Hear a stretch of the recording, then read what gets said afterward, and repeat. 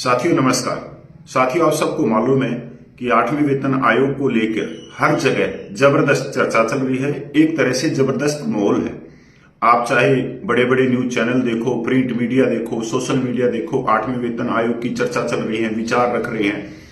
अब तो जो सिविल ब्यूरोक्रेसी के बड़े बड़े अधिकारी हैं वो भी अपने विचार रखने लग गए। इसी बीच एक बड़ी खबर आ रही है, जेसीएम ने अपना प्रस्ताव सरकार को भेजा है। आप सबको मालूम होगा कि 8वें वेतन आयोग के लिए जो वित्त मंत्रालय है वो सभी मंत्रालयों से या जो कर्मचारियों के संगठन है उनसे प्रस्ताव मांग रहे हैं, विचार मांग रहे हैं। तो जेसीएम ने अपना एक प्रस्ताव भेजा है जिसके ऊपर आने वाले दिनों में 10 फरवरी को भारत सरकार और जेसीएम के बीच में मीटिंग होने वाली है। अब ये क्या प्रस्ताव है? अगर इस प्रस्ताव पर सहमति बनती है तो मैं कहूंगा कि ठीक ठाक पे पेंशन में बढ़ोतरी होगी। जबरदस्त खबर है ये। मैं कुछ कागज भी लेके आया हूं जो 7वें पे कमीशन के जो पे लेवल था उसी के ऊपर और जो डीए मर्ज के ऊपर, क्योंकि ये प्रस्ताव करोड़ों कर्मचारियों की तरफ से सरकार के पास में गया, तो ये आपको पता भी होना चाहिए और आपने सुनना भी चाहिए। 8वां वेतन आयोग सरकार में माना यह प्रपोजल तो पड़ेगा बड़ा फर्क।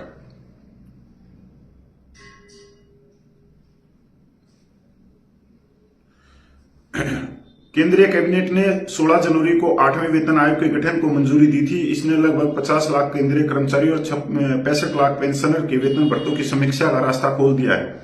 National council of joint consultative machinery JCM staff side ने 8वें केंद्रीय वेतन आयोग सीपीसी के लिए संतरम की शर्तों टीओआर की अपनी सिफारिशें प्रस्तुत की है। इन सिफारिशों में सरकारी कर्मचारियों और पेंशनर के वेतन ढांचे, भत्तों और लाभों में महत्वपूर्ण बदलाव की वकालत की गई है। टीओआर के प्रमुख बिंदुओं में से एक वेतन मानों को मिलाकर वेतन ढांचे को सरल बनाने और कैरियर में आने वाली विसंगतियों को दूर करने का प्रस्ताव है।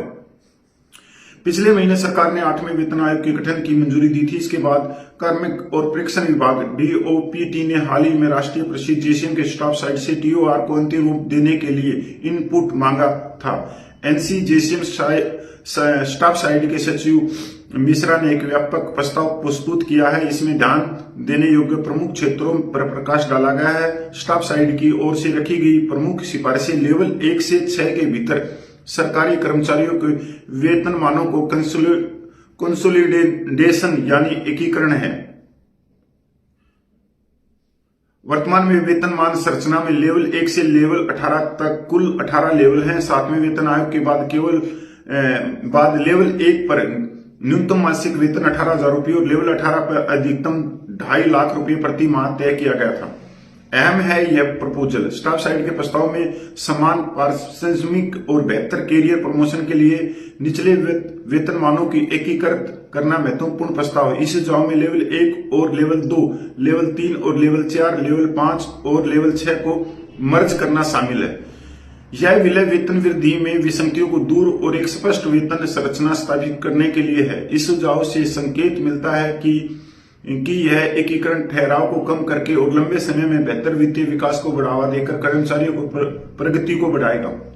लेवल 1 कर्मचारी वर्तमान में मूल वेतन के रूप में 18,000 रुपये प्रति माह प्राप्त करते हैं, वही लेवल 2 को 19,900 रुपये मिलते हैं। अगर इन लेवल को एक मिला दिया जाता है तो इसमें लेवल 1 कर्मचारी को अधिक फायदा होगा। कारण है कि संशोधित पे स्ट्रक्चर 1 से शुरू होगा।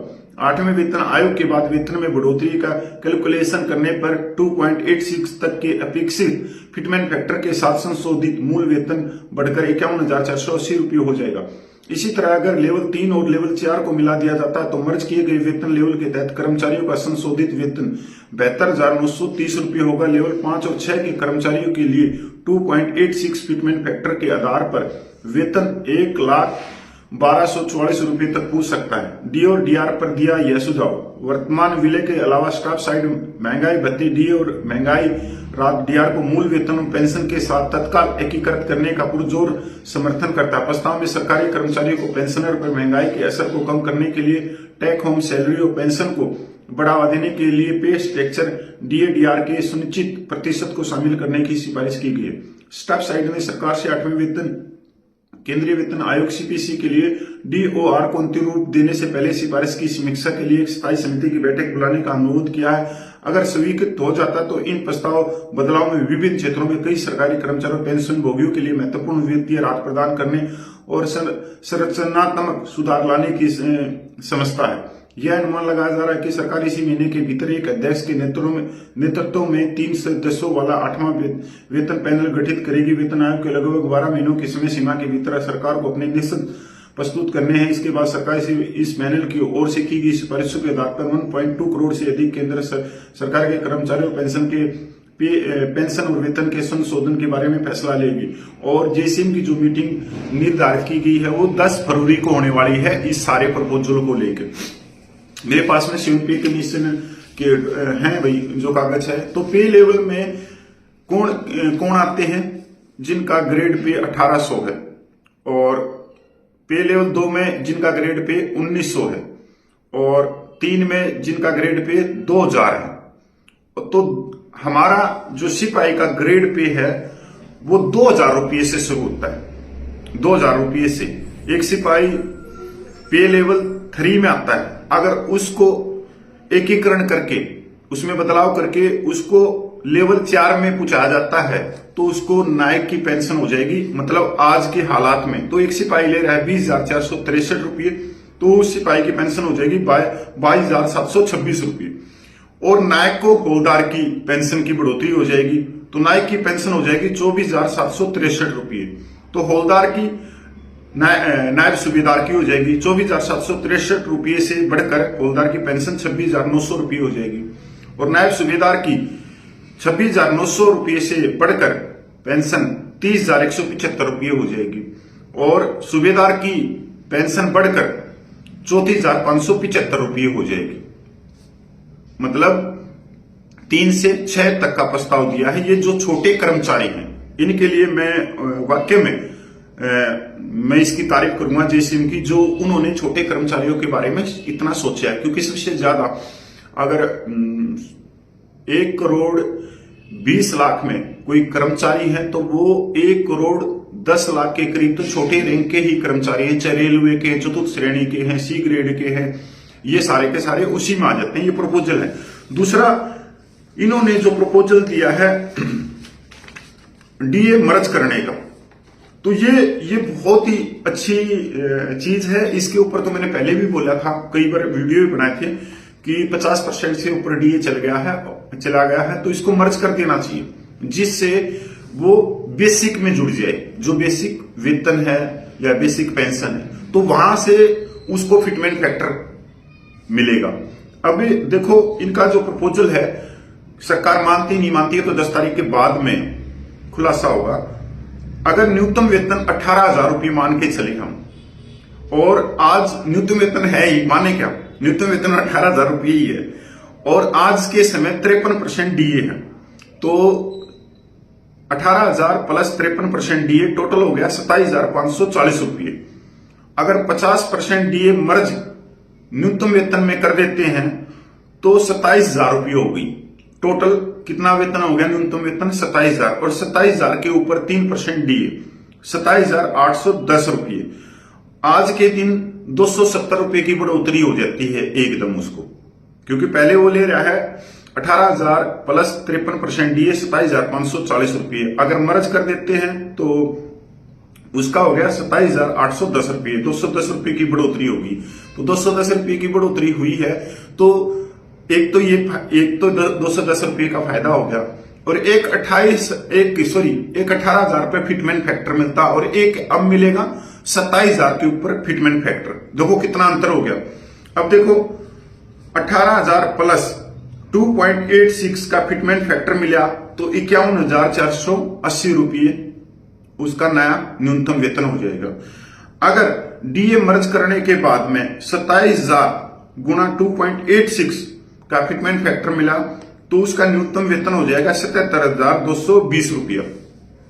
अब बहुत सारे भाई कहेंगे कि सरकार इतना नहीं देगी। ऐसी कोई बात नहीं है, क्योंकि देश को कौन चला रहे हैं? कर्मचारी वर्ग। अगर कर्मचारी जो बड़े संगठन हैं, अगर उन्होंने फैसला ले लिया या वो सरकार के सामने बैठ गई कि नहीं हमारे को ये चाहिए, तो सरकार को देना ही देना पड़ेगा। सरकार 1 महीने 2 महीने 3 महीने तक कह सकती है कि हम नहीं देंगे, पर बाद में कुछ ना कुछ बातचीत होंगी, बातचीत से कुछ ना कुछ सहमति बनेगी। इतना नहीं देंगे तो कुछ सरकार आगे सरकेगी, कुछ कर्मचारी आगे सरकेंगे और दोनों के हाथ मिल जाएंगे। पर कर्मचारियों को ठोस होना चाहिए, क्योंकि कर्मचारी ही पूरे देश को चलाते हैं। चाहे रेलवे है, बिजली है, पानी है, जीवन ठप हो जाएगा पूरा का पूरा।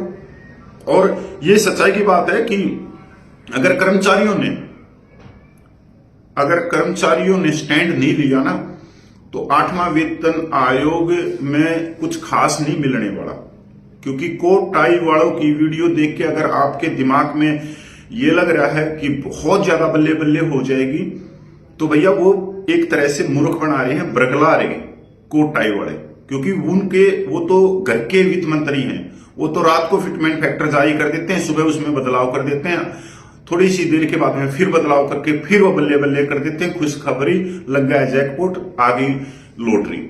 तो उनके हिसाब से नहीं होगा, क्योंकि अगर केंद्रीय संगठन है वो जो ये लेटर लिख रहे हैं, क्या वो मीडिया की तरह जैसे कोट टाई वाले हैं नाच रहे हैं, कूद रहे हैं? नहीं, वो काम कर रहे हैं, काम करके सरकार को अपने प्रस्ताव भेज रहे हैं। तभी तो सरकार ने उनको बुलाया है 10 फरवरी को, इतनी जल्दी। ये प्रस्ताव तो कल ही गया है उनका, और इतनी जल्दी उनकी मीटिंग भी फिक्स होगी सरकार के साथ में। और दोनों ही प्रपोजल बहुत जरूरी है छोटे कर्मचारियों के जीवन स्तर को बेहतर बनाना। ये नहीं है कि बड़े बड़े अधिकारियों का जीवन स्तर ऊपर कर दिया, उनके तो भाई बल्ले बल्ले कर रखी है। 2.5 लाख रुपये तो वेतन है उनका, 2-2 लाख रुपया डीए मिला के, 2.5 लाख रुपये डीए मिला के, तो किसी की पेंशन भी कम नहीं है। तो छोटा कर्मचारी कहां जाए जिसका 18,000 रुपया न्यूनतम वेतन है, 20,000 रुपया पेंशन है? ये कहां जाएंगे आज की महंगाई के जमाने को देखते हुए? 20,000 रुपये कोई बड़ी चीज तो मैं तो मानता नहीं।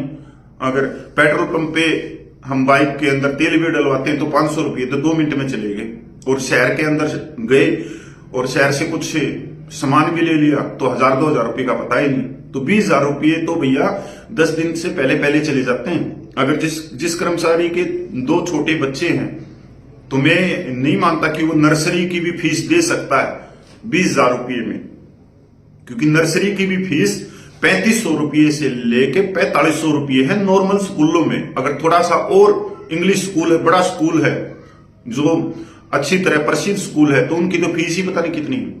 अगर जो वैन का किराया है वो 2,800 रुपया, 3,200 रुपया, एडमिशन के लिए 25,000 रुपया, फिर ड्रेस, काफी, किताब, उनके लिए 10,000 रुपया। बताओ 20,000 रुपये में कैसे हो जाएगा?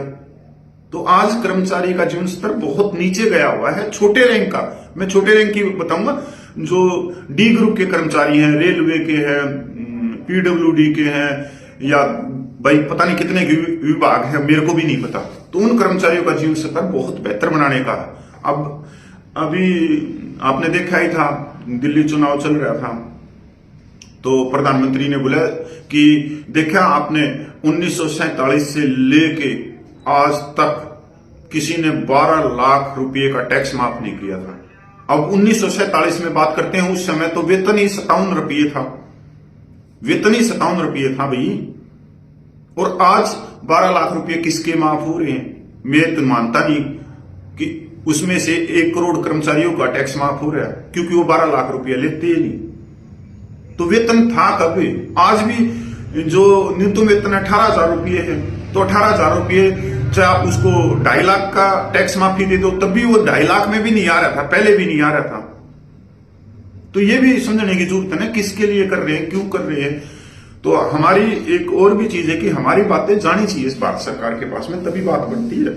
सोशल मीडिया बहुत बड़ी चीज होती है, कुछ गुमराह करते हैं, कुछ सच्चाई दिखाते हैं। अब मैंने कुछ बंदे देखे हैं सोशल मीडिया के ऊपर जो सिविलियन हैं और अच्छा ज्ञान रखते हैं शेयर मार्केट का, वित्त विभाग का अच्छा रखते हैं, मतलब शेयर मार्केट के ऊपर। उन्होंने भी 8वें वेतन आयोग के ऊपर बहुत कुछ बोला है, मतलब इतना डीपली बोला है, वो चीजें सुनने के लायक है कि वो इतना कैसे इतना ज्ञान रखते, क्योंकि वो शेयर मार्केट से जुड़े हुए। इसका अंदाजा ILC की रिपोर्ट, कर्मचारियों का जीवन स्तर, उनके बच्चों की, मतलब इतना तो हम भी नहीं बोल सकते जितना कोट टाई वाले नाच नाच के ये कहते हैं ये बल्ले बल्ले होगी, वो बल्ले बल्ले होगी। तो उनको नजरअंदाज करके आप अच्छी चीजें देखें जिससे आप अपनी आवाज को भारत सरकार तक पहुंचा दो, क्योंकि जागरूकता और बोलना बहुत जरूरी है। जो बोलेगा नहीं तो भाई उसका कुछ नहीं बिकेगा। एक कहावत है ना कि बोलने वाले के तो बुमबड़े भी बिक जाते हैं, और जो ना बोलने वाला हो तो उसके भाई सोना चांदी हीरे मोती भी धरे के धरे रह जाते हैं। तो आपने देखा ना मंडी के अंदर, सब्जी मंडी के अंदर जब जाते हो तो वहां कितनी आवाजें लगाते हैं, गाजर ले लो, भिंडी ले लो, बैंगन ले लो, गोभी ले लो, केड़ा ले लो, आम ले लो, सेब ले लो। जो बोलेगा उसका बिक रहा है, उसकी रेहड़ी खाली होती जा रही है, और जो चुपचाप बैठा उसके पास में कोई जा ही नहीं रहा, क्योंकि बोलने से ही लोग उसके पास में आते। तो हमारा भी काम है बोलना, कर्मचारियों का जीवन स्तर भारत सरकार तक पहुंचाना। जय हिंद, वंदे मातरम भाई।